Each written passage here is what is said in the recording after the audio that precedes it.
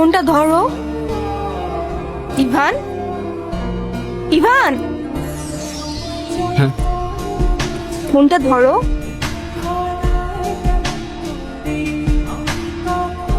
মোস্তফা কে? আমার বাবা।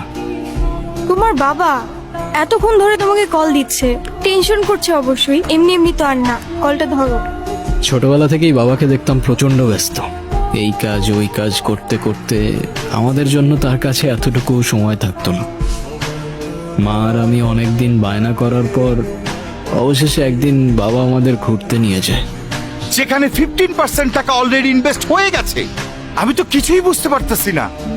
এই, আমার সাথে কি মজা নিচ্ছে নাকি? মা মা আইসক্রিম খাবো। আইসক্রিম? তোমরা কি করছো? ঠান্ডা লেগে যাবে বাবা, যাও বাবার কাছে যেয়ে চাও। বাবা বাবা কি হয়েছে বাবা? আইসক্রিম কিনে দিবা? বাবা দিচ্ছি। আচ্ছা, তুমি গিয়ে এখন রোহানের ফাইলটা চেক করো তো। বাবা বাবা আইসক্রিম কিনে দাও না। আরে কি সমস্যা কি? তুমি দাঁড়ায় আছো কেন? ছেলেটা আইসক্রিম চাচ্ছে, কিনে দিতে পারো না? দেখছো আমি একটা ঝামেলায় আছি। যাও বাবা যাও। আচ্ছা শোনো, ডেভিডকে বলো প্রজেক্টটা ডিল। আইসক্রিম খেতেই হবে? আচ্ছা ঠিক আছে, দাঁড়াও, এটা না আমি হলে যাবো আর আসবো। ওইটা হবে। এখান থেকে নড়বে না, ঠিক আছে?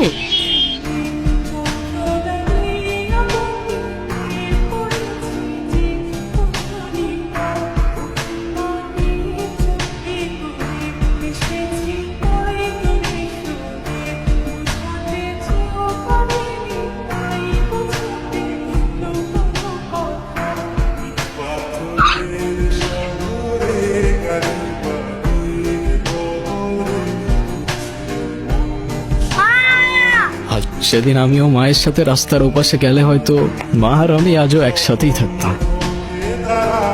মা যাওয়ার পর থেকে বাবা আর আমার দূরত্বটাও বাড়তে থাকে। আর শুরুটা হয় বাবার সেকেন্ড বিয়েটা দিয়ে, যেটা আমি কোনোদিনই অ্যাকসেপ্ট করতে পারি।